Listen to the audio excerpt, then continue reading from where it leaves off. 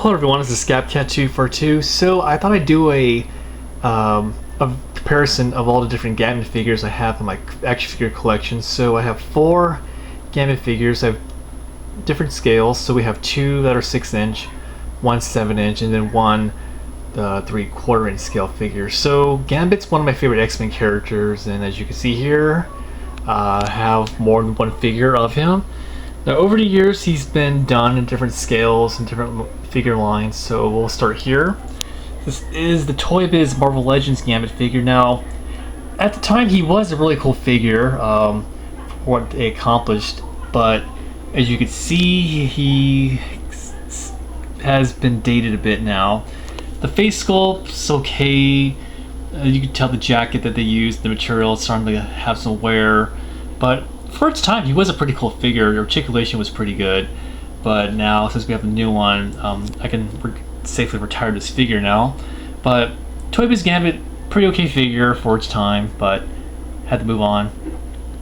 Then here's the Marvel Universe style Gambit, which is in the 3/4 inch scale line. So this was actually a re-release of a previous figure. I think the first version came out in the, what was it, the Wolverine Origins figure line. This was actually repacked, the Marvel Universe line. This came with Mr. Sinister, but this figure is okay.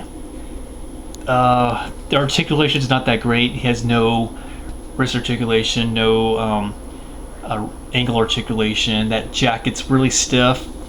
His arms are really hard to move. Kind of disappointing in this figure. The only reason why I kept him because I mostly just need him for my X-Men display. But yeah, not my favorite Gambit figure, but he's only there just because.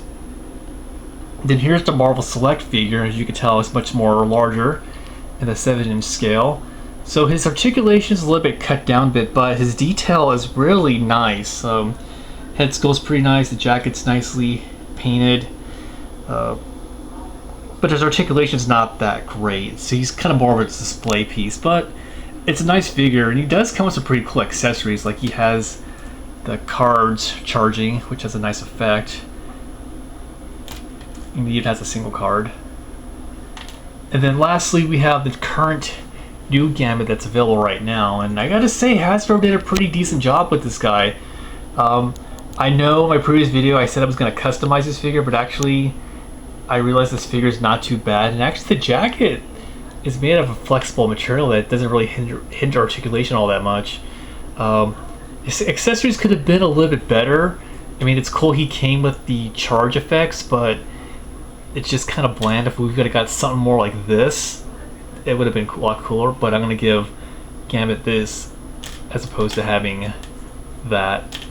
But yeah, so overall the new Gambit's pretty cool. So that is just a quick look on all the Gambit figures I have in my collection, and that is all.